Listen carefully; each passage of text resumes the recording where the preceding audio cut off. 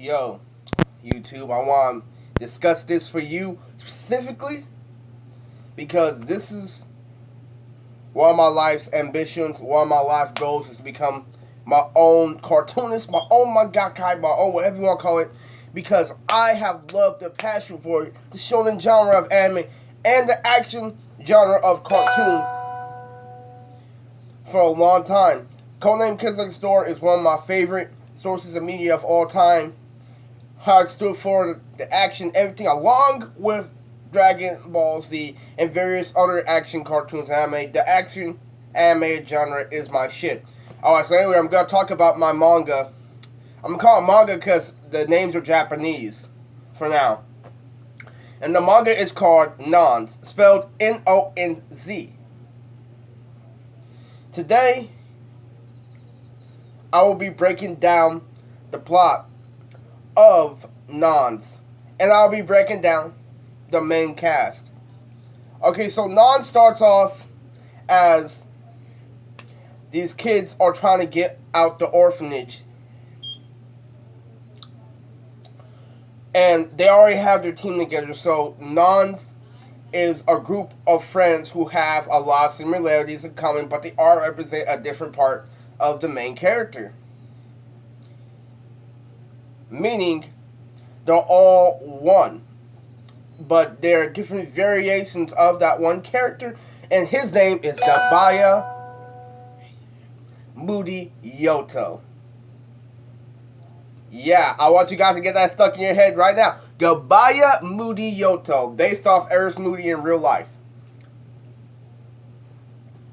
So, Gabia is an overall very entertaining character. He is funny, he is lovable, he is charismatic, he is caring for others, and he is arrogant at times, but he's also motivational and helpful and hopeful. Alright, so basically he's a perfect humble dude, right? I'm saying that metaphorically because he has many flaws, right? But I'm saying his main base is comedical, and he is a leadership role. So Gabia Moodiyoto is a part of a legendary string of family called the Moodiyotos, which is based off Moody in real life, basically. So Moodiyoto, Gabia, is the shit. You'll love his character once I get this shit online. Okay, so his goal is to become the one. And yes, it's based off the one based on Matrix, and that's the number one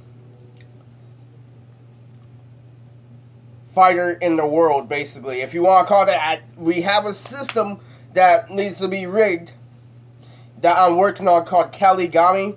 Kind of like Shinigami in real life, but the whole plot of Nonz is my life growing up in the Bay Area. That's why you see some references later down the line. You're going to see the ambassador. But instead of ambassador, he's the president. His name is E40. No, it's Roku Fudiyaka. Yeah, so I flipped a lot of name flips in this manga and anime. So this right here is what I've been working on for the longest time. I just need to share with you guys. I have a couple of samples back when I was in high school that I uploaded here, but I gotta remaster it. I'm about to get shit done. Okay, so it starts off with these guys trying to complete a mission that they almost failed because it's kind of like an introduction to the whole cast. So, in the middle of the cast, you know that every scene in the anime where it's like, oh, we gotta explain the backstory when it's about to die. That's how it starts, but they're explaining how to get there. Okay, so basically, Gabia's dad was one of the top tier fighters in the academy, in the league, in the association of heroes, and he was never had time to see his son because he was such a famous fighter. And he sent Gabia to an orphanage where he got taken care of by Sir Niccolo. Alright, so Sir Niccolo introduced him to his four best friends, Beta, who is an egotistical skateboarder, who is Gabia's best friend. He is the first guy that Gabia ever met, and he is a white guy who skateboards, who listens to punk rock, and despises hip-hop. So he instantly hooks up with Beta. So before I let you guys know what their relationship was and how they got to know each other, I'm going to explain what their powers are. Okay, so first of all, I'm going to explain the power scaling in the series of Nonz. You know how they have chakra in Naruto. You know how they have ki in Dragon Ball Z. My source of energy was called hyphy juice. Yes, it was a spell. Hyphy juice is a curse from the elder god Madea, because you know how I used to be a Tyler Perry fan back in high school. I'm like, okay, Madea sent a spiritual tsunami to the world, and it cursed both the humans and the demons, where they would fight over each other over this power to see who would be dominant. Would see curse both of them because of global warming and technology. She felt like the world was destroying itself, so she gave the humans and demons powers to duke it out, to destroy the world by themselves. And basically it was a curse. It was an ever-lasting war of suffering. Instead of knocking it out, it gave bread to more and more toxic families. Alright, so basically that's the curse. Okay, so how they got that power is obvious, but what is Gabia Moodiyoto's special ability? His special ability is he can create any weapon he wants with his imagination, and it's going to come with an emoji. It's going to come with a mood hammer, like mood slingshot, mood shuriken, mood, everything you can think of, mood.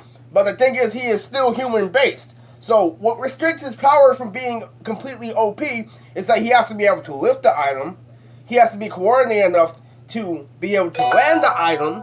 You know what I'm saying? Like, he still has flaws as a human in real life that prevent his potential from reaching its max. I mean, his father, Rogata, was based off my dad in real life, is a master of this trait, and he can expand it to where he can summon it in so many different ways and forms. Like, his creativity is far beyond his son. So the thing is, he has the OP power, but he's not 100% know how to use it.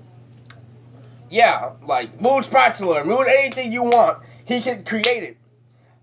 The problem is he's not coordinated sometimes, and he can't think on the spot sometimes, but it improves. But if you read the manga, if you read my version in high school, you'll understand that he is still a boss and he is still OP. Alright, so Beta, the guy who I just introduced, his best friend, he is a skateboarder, right? He fights like Sanji in One Piece. Like, think about that. He doesn't fight with his hands. He isn't a taijutsu master. What he does is he fights with his skateboard. He uses his skateboard, but he uses his legs for the skateboard. And he doesn't rarely ever fight with his fist. And everything Beta fights with is based off of punk rock mentality. He uses his board as a shield and a weapon at the same time.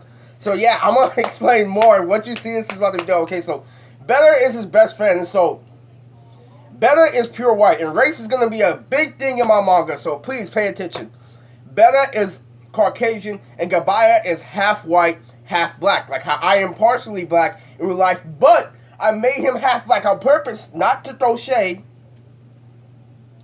But I made him half black because it's going to explain why is his skin so much light than how I imagine him. Okay, so, but there's another character who has my exact ethnicity percent. Alright, but Gabia and Beta became best friends because he thought that Gabia was a hoodlum because of the way he carried himself and the way he dressed. But it turns out, like, imagine a conversation in real life where you see this, like, this guy where he has nappy hair, he has a mood necklace, he has a mood earring, and he's coming up to you being a punk rock fanatic, oh, like, be a hotshot, I don't like hip-hop. And so basically he's all like, hey, why don't you like hip-hop and stuff like that. And say that, and a secret will be revealed to why, I can't tell you until I get this volume out, why Beta despises hip-hop.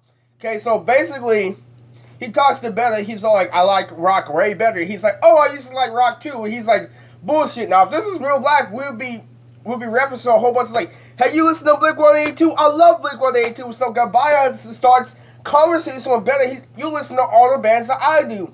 And that's how they became friends. Okay, so they link up in the orphanage, the Stern Niccolo's orphanage, and then they look up to the third member, which is Tito.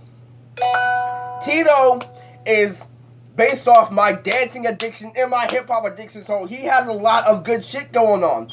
Tito is Better's rival throughout the entire manga, throughout the entire series. They are the rivals within the group. So Gabia is the buffer between Better and Tito. Because Tito is a hip-hop fanatic, he hates Better. The very first thing that happens is Tito's with his homeboys, right? And they're making fun of Better for being a white boy. So basically, what happens is this, man. He gets into it Better because he doesn't like rap or rock, but Gabia isn't there. So Gabia sees that Better is getting picked on, but Gabia, with his lack of social understanding, is he thinks that they can both be friends, because what happens is they get into a little scuffle and a little argument, and fucking Tito's friends eventually leave him, and so they move. And so what happens is Tito ends up hanging out with Gabia because they get into a conversation too about all the rap that they used to listen to. And the funny thing about it is, it's fucking like, Gabia's all like, hey, like, you listen to that crazy. And so Tito's like, yeah, I breakdance too. And Tito's special ability is when he fights, he breakdance while he fights. All his kung fu, taijutsu moves are based off real dance moves in real life. Like freaking he has this thing called the Tut Cannon, which is based off the Gentle Fist of Naruto. So it's a mixture between martial arts and breakdancing, and that is Tito's special power. So he links up with Gabia, and so Gabia's like, hey, you want to hang out with my friend at lunch? And so he drags Tito along, and he meets Better, and instantly these niggas start fighting. These niggas start bickering, and they start arguing and shit like that. And literally, it's crazy. But it's funny because he has Gabia as the middleman, but they're not really cool with each other. So he's like, oh, we're cool with each other, so we need someone to break the group. And so, Kido is the fourth member introduced to the group of Nonz. So Kido is introduced because they needed a buffer between these two. I'm saying that metaphorically. When I get this shit out, you'll know exactly what's going on. So Kido is a child who is mentally behind his age. He's the youngest in the group. He's the shortest in the group, but he is also young for his mindset. He is 13, but he thinks like an 8-year-old. He still plays with Power Rangers. He still makes paper airplanes. He still spit walls at people, but that's his special ability, is that he could create childhood toys and create them to weapons of mass destruction. He can blow a spit wad into your eye, and within 3 seconds, that spit wad is going to explode. Yeah, so he's pretty creative. Like, he throws paper planes for paper cuts specifically, and he is really, really dope. So they didn't really pick on him. They found him, and they thought he was pretty funny and shit like that, but they hung out with him because he was getting picked on. And they defended him, and they won him over it, but they regret fucking bringing them to the group. So they felt like they needed someone else to hang, So the fifth and final person, and if you're asking what Tito's race is, Tito is half Mexican, half Japanese. And so Kido is Australian. And all this plays a big role into how the racial dynamics spread out throughout the series. So the fifth and final member of Nonz, which is one of my favorite concepts to draw, and he is based off Shikamaru's from Naruto, is Motohiro. Motohiro is one of the most intelligent manga characters I've made just far. And Motohiro's special ability, he controls electricity for strategic purposes only. He's not OP. He can't just shock you like Stag Shock. He has to plan how he's going to use his electricity to his advantage. He uses electricity for defense reasons only. And the thing is, he tagged along not knowing. He thought these people were a bunch of idiots, but and figures out that Gabia is there. He's like, what are you doing?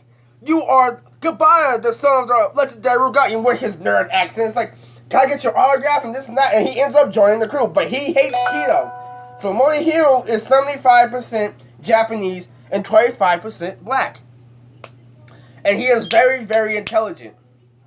So basically, Motohiro's power is he has the static string, and when they pop out at you, he will stun you with his strings, kind of like can't I say Doflamingo? He can't use you as a puppet though. So he'll stun you, and he can only stun you for 5 seconds, and he can create an electric shield to defend himself. He is not an offensive fighter, and it balances out between all the freaking characters. Okay, so it's Gabia, the guy who can create any weapon he pleases with his imagination. Beta, the egotistical punk rock skateboarder. Tito, the rival of Beta, who is a hip-hop fanatic who breakdance while he fights. Kido, who is the idiot of the group, but also one of the most lovable members of the group, who can create a whole bunch of Troys and use them as weapons of mass destruction. And 5, Motohiro, the strategist of the group, who controls electricity for defensive and strategic purposes only.